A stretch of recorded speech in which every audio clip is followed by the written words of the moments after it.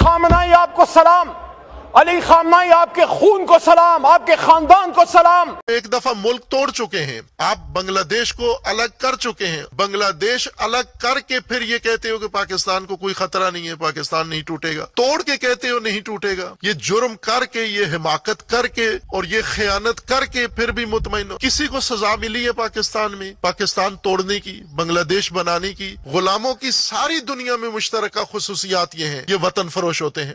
86 سالہ بزرگ بھی شہید، 16 مہینے کی بچے بھی شہید، ہماری ماں، ان کی وائف وہ بھی شہید، ان کا داماد بھی شہید، اور شہیدوں پہ شہید۔ لیکن افسوس کی بات ہے کہ جو 170 بچیاں شہید ہوئی ہیں، میں سمجھتا ہوں، میں مناسب سمجھتا ہوں کہ میں اپنے ملک کے وزیر اعظم سے، اگر ایران کو نقصان پہنچتا ہے تو یہ نقصان پھر پاکستان کا ہوگا۔ اگر کسی کا یہ خیال ہے کہ یہ حملہ شیعہ اسلام پہ ہے، یہ حملہ اسلام پہ ہے، اسلام میں نہ شیعہ ہے نہ سنی ہے۔ حضور نبی کریم صلی اللہ علیہ وسلم نے ہمیں مسلمان بنا کے چھوڑا تھا، ایک ہو مسلم، حرم کی پاسبانی کے لیے نیل کے ساحل سے لے کے تابخا کے کاشغر۔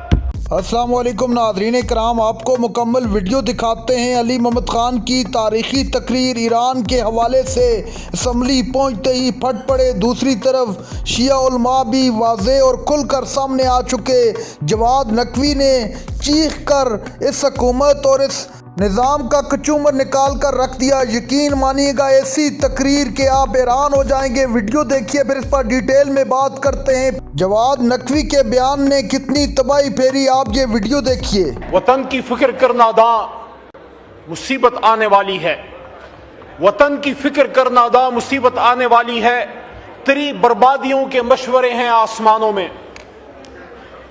آپ کیا سمجھتے ہیں کہ کیا صرف ایران نشانہ ہے؟ ایران بہانہ ہے، پاکستان نشانہ ہے۔ آج سے بہت سال پہلے اسرائیل ہی کے وزیر اعظم ڈیوڈ گورین نے پیرس میں یہ بات کی تھی۔ پچھلے دنوں ہمارے اپوزیشن لیڈر اچکزئی صاحب نے بھی ان کا ذکر کیا، تو میں گورین کے اس بیان کا صحیح حوالہ یہاں دے دوں۔ اس نے پیرس میں سوربون یونیورسٹی میں یہ کہا تھا کہ پاکستان ہمارا نظریاتی جواب ہے، اور یہ ہمارے حلیف ملک، دوست ملک بھارت کو توڑ کے بنایا گیا۔ یہ تعلق ہے بھارت کا اور اسرائیل کا۔ الٹیمیٹلی خدا نخواستہ اگر ایران کو نقصان پہنچتا ہے تو یہ نقصان پھر پاکستان کا ہوگا۔ اگر کسی کا یہ خیال ہے کہ یہ حملہ شیعہ اسلام پہ ہے، یہ حملہ اسلام پہ ہے، اسلام میں نہ شیعہ ہے نہ سنی ہے۔ حضور نبی کریم صلی اللہ علیہ وسلم نے ہمیں مسلمان بنا کے چھوڑا تھا، ایک ہو مسلم، حرم کی پاسبانی کے لیے نیل کے ساحل سے لے کے تابخا کے کاشغر۔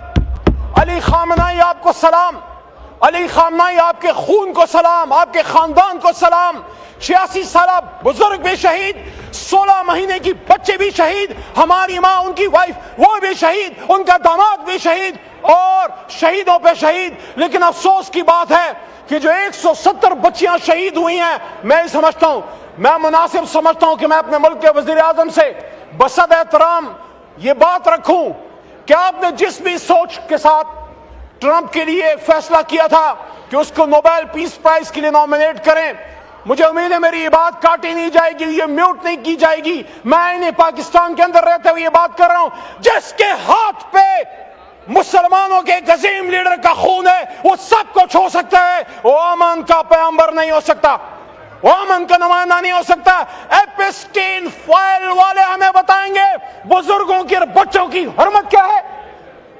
ہم گائیڈنس کے لیے نبی پاک صلی اللہ علیہ وسلم کی طرف، مدینہ منورہ کی طرف دیکھنے والے لوگ ہیں۔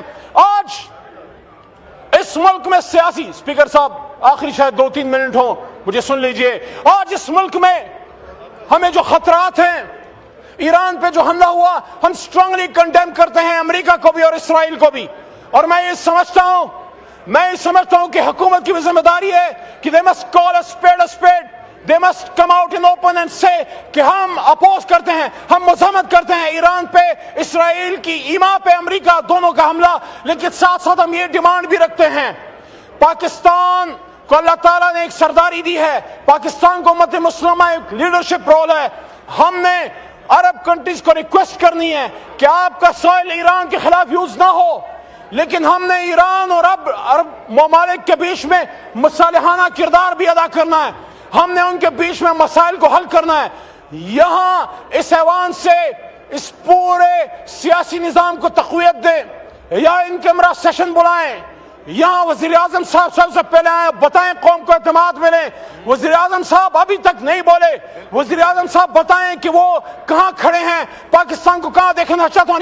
میری بات یاد رکھیے, آپ کا ایسٹرن بارڈر تو غیر محفوظ تھا ہی, اس حکومت کی غلط پالیسیز کی وجہ سے آپ کا ویسٹرن بارڈر غیر محفوظ ہو گیا. وہ قبائل جو بغیر وردی کے آپ کے سپاہی تھے, ان قبائل کی بچیاں, ان کے گھر اس وقت توپوں کے نشانے پہ ہیں. وہ افغان جس کے لیے آپ ہی کے سابق وزیر اعظم نے یہاں پہ 2 بار امت مسلمہ کو اکٹھا کیا.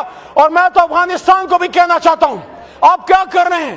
آپ اپنے آپ کو بھارت اسرائیل سے دور کیجئے. آپ کو تو پاکستان کا دائیں ہاتھ بننا ہے, کیونکہ پاکستان کلمہ طیبہ کے نام پہ بنا. لیکن آخری بات اسپیکر صاحب, آخری بات, اگر ہم سمجھتے ہیں کہ ہم اس ملک میں بغیر قومی یکجہتی کے ان چیلنجز کا سامنا کر لیں گے تو ممکن نہیں ہے. قومی یکجہتی کے لیے آپ ملک کے سابق وزیر اعظم عمران خان صاحب تک ہمیں رسائی دیں اور ان کو باہر لے کے آئیں. اور عمران خان, میاں نواز شریف, فضل الرحمان صاحب, شیخ صاحب, یہ سارے اکابرین بیٹھے ہیں, اور بلاول صاحب یا زرداری صاحب, اور پھر مضبوط فیصلے کریں. اس شعر آج سے بہت سال پہلے اسرائیل ہی کے وزیر اعظم ڈیوڈ گورین نے پیرس میں یہ بات کی تھی. پچھلے دنوں ہمارے اپوزیشن لیڈر چکزئی صاحب نے بھی ان کا ذکر کیا, تو میں گورین کے اس بیان کا صحیح حوالہ یہاں دے دوں. اس نے پیرس میں سوربون یونیورسٹی میں یہ کہا تھا کہ پاکستان ہمارا نظریاتی جواب ہے, اور یہ ہمارے حلیف ملک, دوست ملک بھارت کو توڑ کے بنایا گیا. یہ تعلق ہے بھارت کا اور اسرائیل کا. الٹیمیٹلی خدا نخواستہ اگر ایران کو نقصان پہنچتا ہے تو یہ نقصان پھر پاکستان کا ہوگا. اگر کسی کا یہ خیال ہے کہ یہ حملہ شیعہ اسلام پہ ہے, یہ حملہ اسلام پہ ہے, اسلام میں نہ شیعہ ہے نہ سنی ہے. حضور نبی کریم صلی اللہ علیہ وسلم نے ہمیں مسلمان بنا کے چھوڑا تھا. ایک ہو مسلم حرم کی پاسبانی کے لیے نیل کے ساحل سے لے کے تابخا کے تاجغر. علی خامنائی آپ کو سلام, علی خامنائی آپ کے خون کو سلام, آپ کے خاندان کو سلام. 86 سالہ بزرگ بھی شہید, 16 مہینے کی بچے بھی شہید, ہماری ماں, ان کی وائف وہ بھی شہید, ان کا داماد بھی شہید, اور شہیدوں پہ شہید. لیکن افسوس کی بات ہے کہ جو 170 بچیاں شہید ہوئی ہیں. ناظرین کرام, آپ نے ویڈیو دیکھی. علی محمد خان نے ایوان میں تباہی پھیر کے رکھ دی. علی محمد خان نے کہا کہ اس وقت دشمن ہمارے سروں پہ کھڑا ہے, خدا کے لیے آپس میں اتحاد پیدا کریں. اس وقت آپس کی لڑائیوں کو بھول کر دشمن کے دانت کھٹے کرنے کا وقت ہے.